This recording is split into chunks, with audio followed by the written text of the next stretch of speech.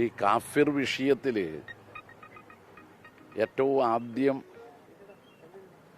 മുഹമ്മദ് റിയാസിനെ കാഫിർ എന്ന് വിളിച്ച് ആക്ഷേപിച്ചത് മുസ്ലിം ലീഗിൻ്റെ നേതാവ് അബ്ദുറഹിമാൻ കല്ലായിയാണ്.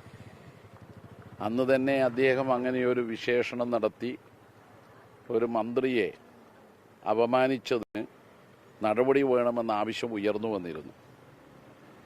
അങ്ങനെയൊരു കാഫിർ പ്രയോഗം പൊതുയോഗത്തിൽ അദ്ദേഹം കോഴിക്കോട് നടത്താൻ ഇടവന്നത് മുഹമ്മദ് റിയാസ് വീണ വിജയനെ വിവാഹം കഴിച്ചതാണ്. അപ്പം കാഫിർ എന്നത് യു ഡി എഫിൻ്റെ ഒരു പ്രയോഗമായിട്ടാണ് നമ്മൾ കണ്ടത്.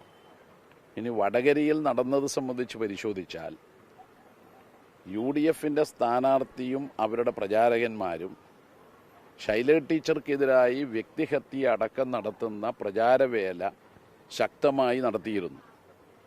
അതിൽ മേൽ കേസുമുണ്ട്. അതിൻ്റെ അന്വേഷണം നടക്കുകയാണ്.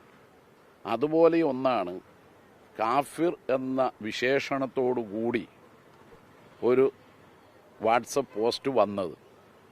ആ പോസ്റ്റ് ആരാണ് ആദ്യം ഒറിജിനേറ്റ് ചെയ്തത് അതിതുവരെ പോലീസ് കണ്ടെത്താൻ കഴിഞ്ഞിട്ടില്ല. അത് കണ്ടെത്തുകയും അതിന്മേൽ നടപടി സ്വീകരിക്കുകയുമാണ് ഏറ്റവും പ്രധാനം.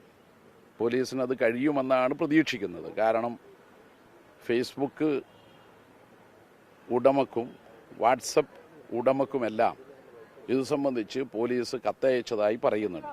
അപ്പോൾ കാഫിർ പ്രയോഗ ആദ്യത്തെ പോസ്റ്റ് ആരാണോ സൃഷ്ടിച്ചത് അവരുടെ പേരിലുള്ള നടപടിയും പിന്നീട് ഷെയർ ചെയ്തവരെ കണ്ടെത്തുകയുമാണ് വേണ്ടത്. അത് കണ്ടെത്തിക്കഴിഞ്ഞാലാണ് ആരൊക്കെയാണ് എന്നതിനെക്കുറിച്ച് കൃത്യവും വ്യക്തവുമായ സൂചനയുണ്ടാവുക. ഇനി അത് ആര് പോസ്റ്റ് ചെയ്താലും അത് തികച്ചും തെറ്റാണ്.